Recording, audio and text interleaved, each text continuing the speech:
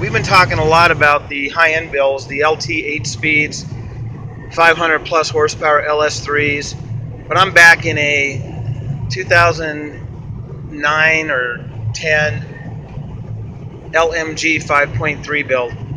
These bills were really a great value. You can get into one of these turnkey for less than 20 grand, and these engines run for hundreds of thousands of miles, run on regular gasoline, and are extremely durable. With an iron block, they tolerate the heat, they tolerate the cold, and they don't do too bad of a job in a heavy JK. I know I keep emphasizing that you don't want to put a 5.3 in a heavy JK, but it really comes down to what you intend to do with it. What I mean by that is if you're going to be traveling 70, 80 miles an hour through Utah or Colorado up mountain passes, then it's not the optimal engine. But if you're going to just cruise along like I am right now at 60, 70 miles an hour, it's a great engine, even in a heavier JK. They get decent fuel economy. And when I say decent fuel economy, a lot of guys ask me, what's my mileage going to be after the swap? Well, of course, it depends on how you drive. And this has been my experience. With most of the LS engines, if you drive the same speed as the six-cylinder, you're going to get better mileage. And what that means is if you're going up a 65, 75 mile an hour pass and you can only go 60 in your V6 and you go 60 in the V8, you're going to get better mileage. If you go faster than the V6, which most of my customers do, you're going to get similar mileage to the V6, maybe slightly better. If you drive aggressively and drive over 70 miles an hour often, then your mileage is going to go down. The JK is an aerodynamic brick, and Jeep says anything over 65 miles an hour will reduce the fuel economy geometrically. So that's just the reality of it. You got a lot of metal moving through the air. It's not very streamlined, especially if you have a lift and bumpers, and we got a light bar in this one, so that's drag. And if you have a light bar that is whistling, try rotating a little bit, and you might find a spot that the whistling noise goes away. It's very annoying to me. I can hear this one slightly. This one's not too bad, but I've had some other ones that were just really outrageously loud. So going back to the swap, the reality is there's some high-end bills out there that are just awesome. 4 or 500 horsepower plus, 8-speed transmissions, superchargers, but what I'm driving right now really is the bread and butter of the JK. The guy that wants to cruise up the mountain passes comfortably with his family and not be embarrassed with the V6. The guy who wants to go on expedition, off-road, and use whatever gas he finds on the way. This is an excellent swap. Now, if you're going to be doing a lot of highway travel with a trailer or 40s, get the 6-liter. It's essentially the same engine as this with more displacement. It will move that weight more efficiently. If you have 35s or less, you don't tow a trailer, you don't have all the armor, get the 5.3. You won't be disappointed with it. It's an engine that has over 300 horsepower, so it has a lot of horsepower, and it will move. What it will do, though, is under a heavy load, it'll go into performance enrichment. What that means is it'll go from open loop or closed loop into open loop, fatten the motor up, maybe downshift the transmission, and at that point it's become less efficient than the larger displacement engine, which stays in a higher gear, out of performance enrichment, in closed loop, running a leaner mixture. So that's the fine line. You have to kind of determine what your need is, and you can go with the 5.3 or the 6.0 based on that need.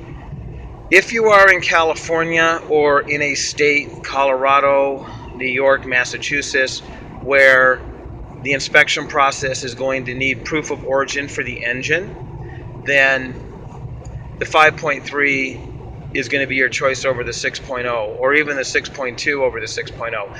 And here's the reason why. The 6.0 L96 engine and the LY6 engine were put in heavy-duty trucks.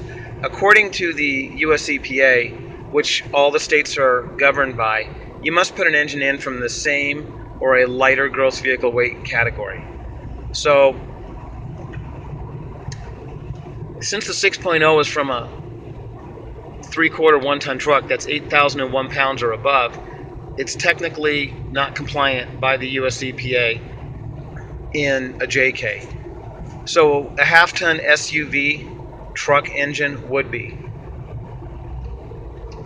If your state is going to need proof of origin of the engine, go with a 5.3 half-ton truck or a 6.2 half-ton truck SUV engine, and you should be compliant. Now, of course, go to your local referee, go to your lab, go to your DMV and ask questions before you do this conversion or anything else, whether it's a supercharger or even an air intake. Every jurisdiction has their own rules, and being an emissions inspector at 20 years, I know that there's a lot of ambiguity about emissions compliance, and much of that comes down to the inspector, who you get, who is that referee. What I find is the less education that tech has, the more difficult he is to work with because he doesn't understand what's going on. The more educated the tech, usually the easier the process goes, and that's because we do our best to follow the rules. The US EPA says you must swap over all the donor vehicles, hardware and software. And what that means is not just the engine and the transmission along with their calibrations. Some states now, like California, are actually having the dealerships verify the calibrations in the engine and transmission to assure that they are compliant and approved by the US EPA. What this means is hacked calibrations and calibrations that have been modified for a camshaft or whatever. Now, they probably wouldn't catch that because from what I understand, what they're looking for is just basically the operating system number and the calibration number. But if you were, let's say, to take a Hemi and use a V6 operating system and then patch in a 5.7 or a 6.4 engine patch, then you might have some issues. The Mode 6 data is going to be incorrect. Monitors may or may not set. There's going to be a lot of ambiguity there. What they're looking for is a pure operating system that's running the way the US EPA certified it for that production vehicle, for that manufacturer. And they've always had that rule, but they've never really enforced it. And what we're seeing is enforcement is just becoming stricter. States like California have just looked at things that other jurisdictions don't. For instance, in California, we're doing a dyno test, 3 gases, that's NOx, HC, and COs. We're looking at tampering, which there's not a whole lot of tampering devices on a JK with an LS. There is no secondary air, there is no EGR or exhaust gas recirculation. It's basically the gas cap, fuel restrictor, and such, PCV system. So the tampering inspection is going away in a lot of states, and one of the reasons for that is onboard diagnostics has onboard monitors. Unlike off-board diagnostics like OBD1, there are onboard monitors that monitor each subsystem, and there's usually about 8 or 9 monitors, with 6, 7, 8 of those being supported by any particular operating system. We're monitoring the oxygen sensors, catalytic converters, comprehensive, which is the culmination of several monitors. We're looking at misfire, and what basically happens is you drive your vehicle and you go through drive cycles. This Mode 6 data tells the ECM how to run and complete these drive cycles. If the drive cycle completes and all these conditions are met, you went the correct speed, the startup temperature was above or below a certain temperature, you drove it long enough, you braked from such a speed to down to 0. There's all these different constraints that the Mode 6 data makes you go through to complete a drive cycle.